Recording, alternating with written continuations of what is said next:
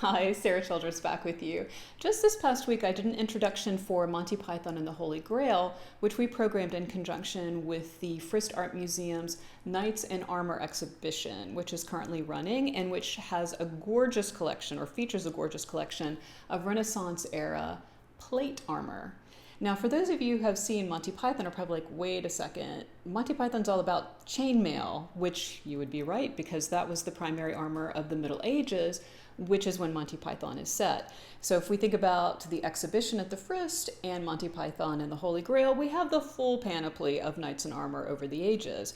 But to get back to Monty Python and the Holy Grail and chainmail, one of the really cool things to note about the Python's use of chainmail in the Holy Grail is that it's a wonderful example of how closely they hewed to the inspirations for their parody. And this makes perfect sense because parody really is a serious business, because to properly parody something, you have to have pretty intimate knowledge of the source material that you're parodying in order to do a really good job of parodying it. Say that 3 times really fast. I wanted to start with Arthurian chivalric romances. So they are verse and prose narratives that were popular in early modern Europe, and really they feature fantasy stories of heroic knights who go on adventures. They abide by chivalry's strict codes while they're on these adventures, on these quests, and they defeat monsters, they return victorious, and usually they do so to win the favor of a lady or a lady's hand in marriage, which I always like to joke, like, that's so surreal. Like, really? This is all you want out of the lady? Of course, that's not all that they want out of the lady. But anyway, I digress. So probably 2 of the most famous the chivalric romances, and specifically the Arthurian chivalric romances, are from the late 1300s. Sir Gawain and the Green Knight, which explores tropes and ideas and ideals of chivalry and loyalty, while also integrating folk motifs like the beheading game. The other famous work from around the same time, 1380s, late 1300s, is The Quest for the Holy Grail. A little less than 100 years later, we have Sir Thomas Malory's Le Morte d'Arthur. What Malory does is he actually compiles and reworks the legends of, or the stories of, Arthur and the Knights of the Round Table that have been floating around in early English and in early versions of French, and he compiles them all in one place. Now, chivalric romances all but disappeared during the Renaissance when the humanists found them to be actually barbarous and, believe it or not, silly. Miguel de Cervantes' Don Quixote is the first parody of the Arthurian chivalric romances. In the 18th and 19th centuries, Romantic and Gothic writers and artists look back to the Middle Ages and these Arthurian chivalric romances for inspiration and began incorporating them into their narratives and depictions. This revived cultural interest in chivalric tales, and that cultural interest began to permeate popular culture, making its way eventually into film narratives, where they have stayed to this day. Though knights actually existed, what we know about them hasn't really come down through the annals of history, but rather through stories of myth and legend. And that's why I feel like it's important to think about knights in armor and to think about what the Pythons are doing with knights in armor, because knights have, almost since their inception, blurred the boundaries between fantasy and reality. And I feel like that's something that Holy Grail really does. It brings our attention to this blurriness, to how knights are products of our fantasies, and why it's important to confront those fantasies.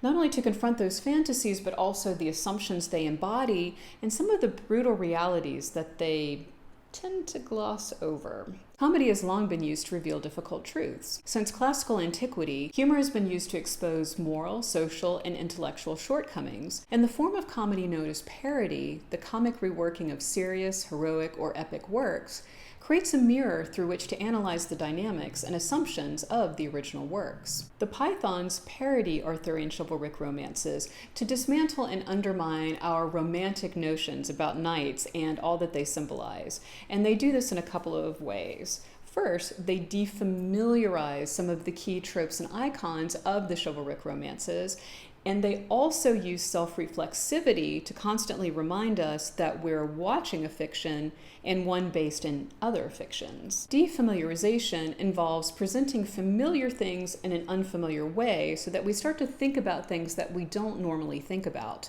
Now, the Pythons invite us to think about romantic notions of knights and chivalry by recontextualizing them within absurd or exaggerated situations that point out some of the absurdities and exaggerations within the originals. And they use realistic devices to confront fantastic romantic ideals that these tropes and icons embody. So here are a few examples of what I mean by this recontextualization and realization. First, let's take the tale of Sir Galahad. Now, the Pythons seem to ask, is Sir Galahad a man or an idea?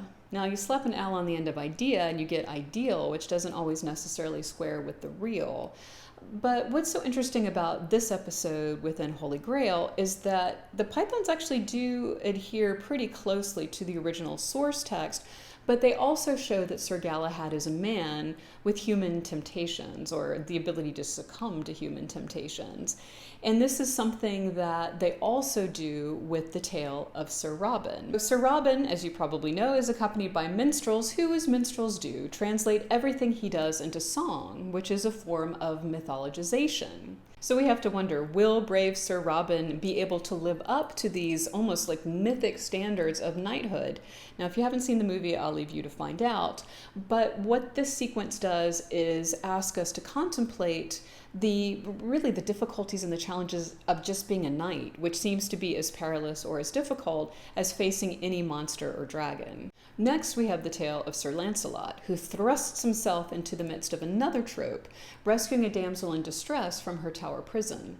His tale asks us to consider our assumptions and expectations about that particular trope, and it reveals a pretty serious truth about how upper-class marriages prioritize political and financial interests over the well-being of individuals. Lancelot's tale also foregrounds the violence inherent in the Arthurian chivalric tradition.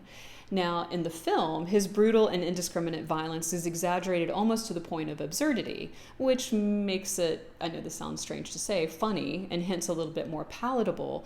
But if we look back to Malory's Le Morte d'Arthur, we see that Lancelot's precipitation or participation or somehow causing the death of two other knights is what causes Sir Gawain to turn against him. And this kind of inner turmoil, inner rebellion is what led to the demise of the Round Table. So what we can see in the story, or the tale rather, of Sir Lancelot is that the business of knighthood is a pretty grisly one.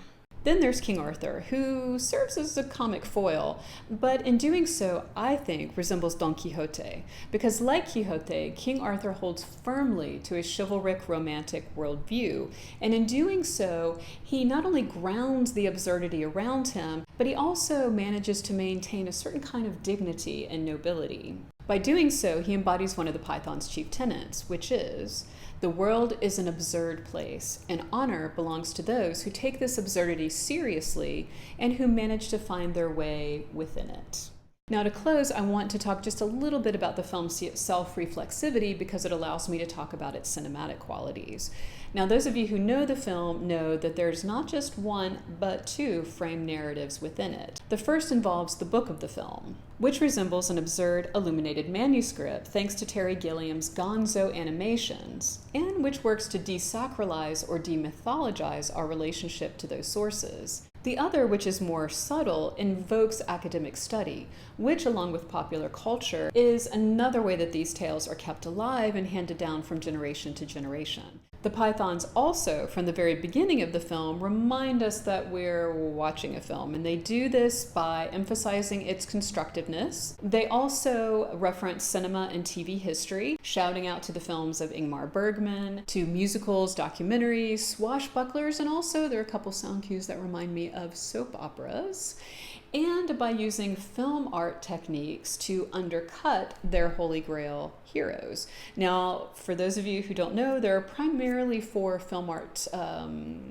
tools, and those would be mise-en-scène, cinematography, editing, and sound. And so what I wanted to do was give you sort of something, at least one thing to look at for each of these film art tools. Now for mise-en-scène, which is everything in front of the camera, I would invite you to notice how the Pythons use production design, wardrobe, and props to recreate the poverty, squalor, and really the brutality of life in the Middle Ages. For cinematography, I'd ask you to look specifically at camera distance and camera angle, because the Pythons use both to diminish the knights on their quest. And this is perhaps most poignantly and parodically used at the beginning of the film, pretty much at the very beginning of the film, with King Arthur. Now we hear his poetic voice resound, we hear him quite loud and clear, but the camera angle, this is a high camera angle, diminishes him, makes him seem quite small, and then they cut to an extreme long shot, which is a very far away camera distance, and as you can see, it makes him even smaller and even more insignificant.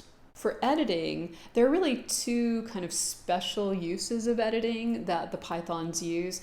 The first comes to interrupt a daring and heroic rescue that one of the knights is attempting to pull off, but it's a use of overlapping editing. And what overlapping editing does is, we're so used to seeing one shot follow another, follow another, follow another, so that there's a sense of progress and chronology. It's like one moment flows into the next, into the next.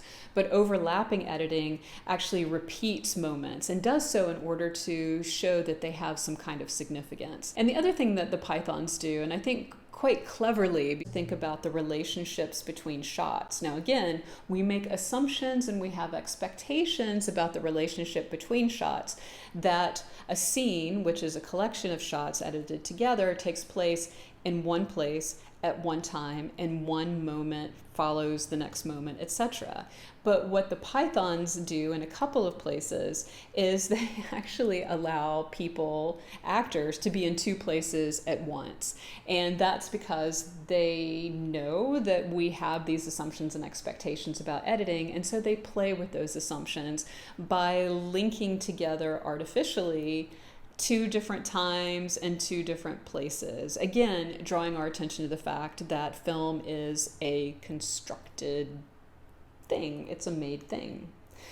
Now, last but not least, I want to talk about sound, and probably one of the most fun things that this film does with sound is plays with the idea of fidelity. And fidelity means basically that what we hear is faithful to the source that we see. And for those of you who know the film, that very early on we are introduced to a fidelity game, where again our expectations and assumptions are kind of turned on their head. Now it's done for parody because it's actually quite important, this parodic move, because a knight is not a knight unless a knight has a horse. So it's important to unhorse them, but also it's a wonderful play with fidelity, which shows that perhaps playing with faithfulness is a good thing. And so I wanted to give you one more little bonus, like a little meta bonus, which is the way that the film constantly breaks the fourth wall. Now, it's very unusual to have a film use what is in essence second person narration, but you have all kinds of fourth wall breaking and asides, and basically either address to the viewers or obvious address from one actor to another, or from a voiceover narrator to a viewer, it happens in all kinds of different ways. But basically the Pythons are constantly reminding us that the film and its inspirations are all made up. So I hope you've enjoyed this video. I hope you enjoy Monty Python and the Holy Grail, and I look forward to seeing you next time. Take care.